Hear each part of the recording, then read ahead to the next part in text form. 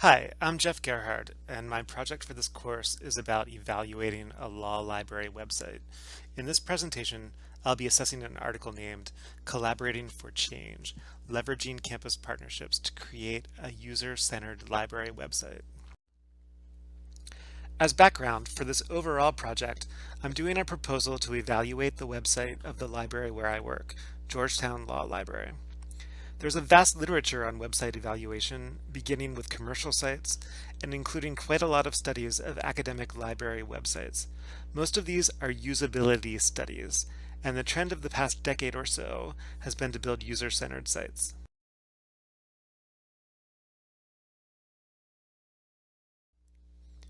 There's also been a strong focus on responsive design in which websites scale usefully to mobile devices.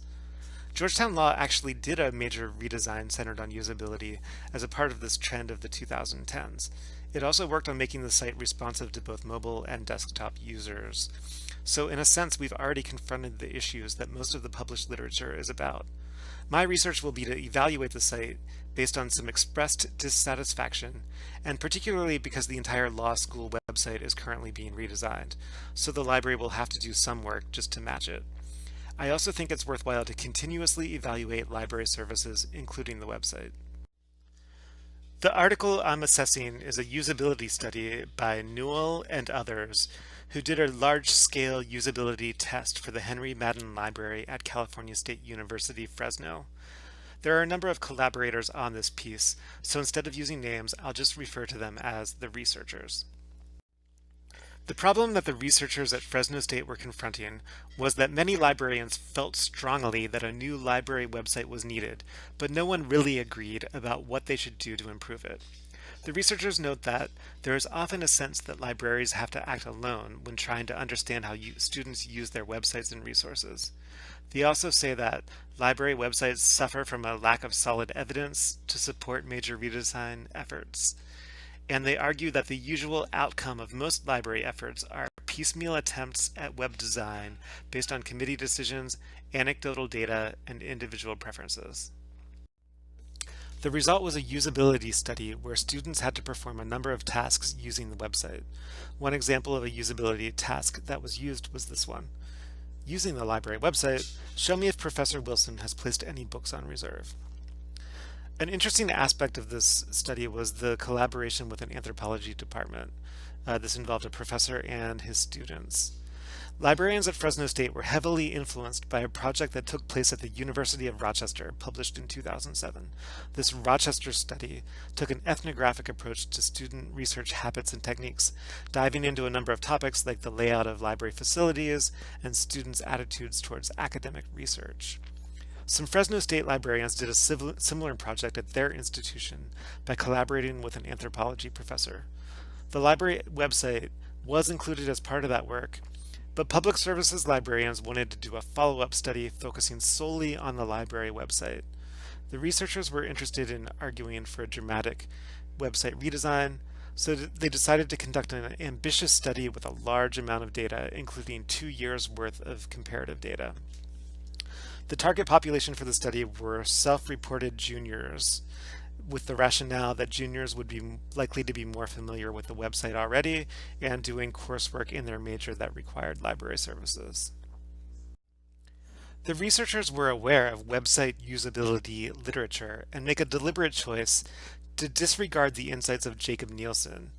Nielsen strongly suggests that there's no need to conduct web usability testing on a large scale. You only need to test 5 users, he says. This is usually good. Overall, Nielsen suggests that more small studies are much better than a few large studies.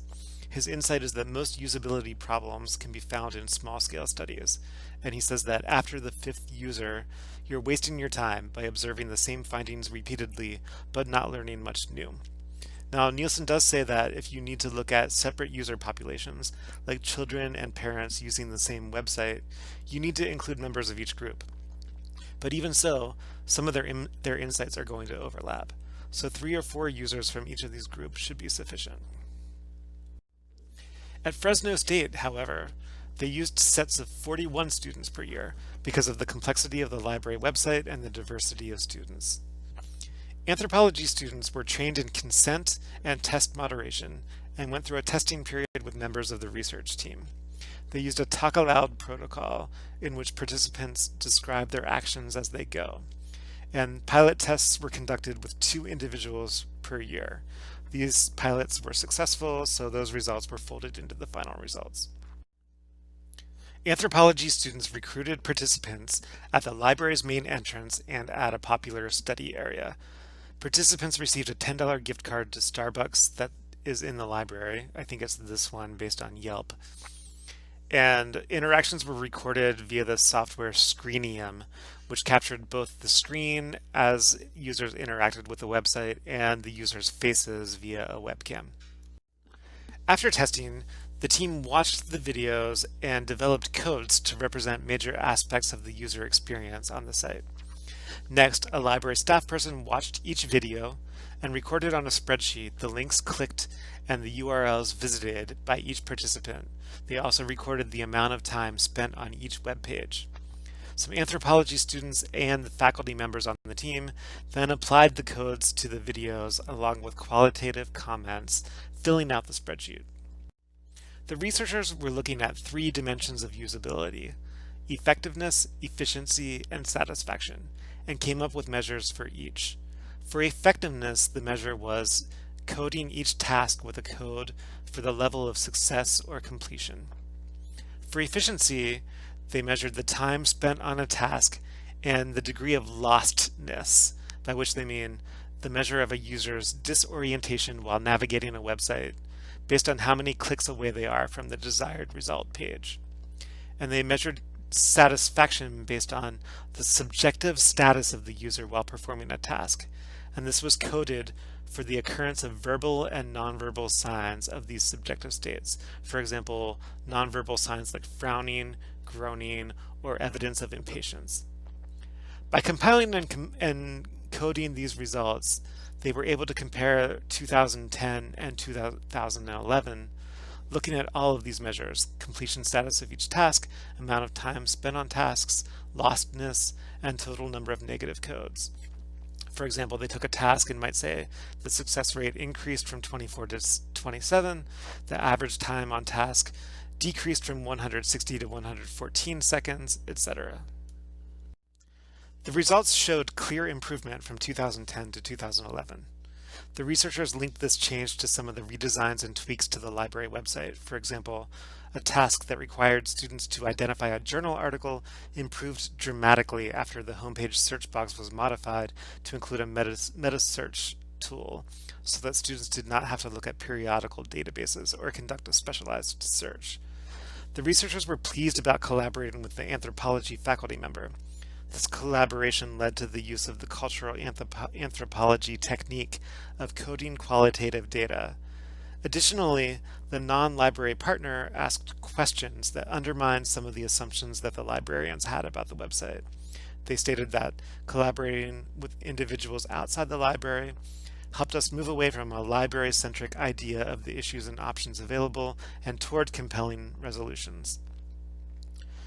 The use of anthropology students enabled a scale that would never have otherwise been possible, and the results showed that the use of video was extremely helpful. They stated that we did not truly realize how challenging the library website was to use until we watched these videos. Public services librarians stated that they were genuinely dismayed by the videos. Showing the videos to staff members, library faculty, and administrators was the most convincing way to demonstrate that changes had to be made. And the library made use of these results in a series of redesigns. These screenshots of the Madden Library website are included with the article. This was the most interesting out of a number of studies that I reviewed. I haven't seen follow-up, but I'd like to think that they continued the collaboration with the anthropology department and professor as a useful research project for students to do on an annual basis. Still, there are things I would have done differently. I'd like to figure out how to reach students who never come to the library. This is what we need the website for above all. The very first sentence of the article notes that the website may be the only interaction some students have with library resources and services. It's also not obvious to me that the choice of juniors is especially meaningful in representing the diversity of the student body.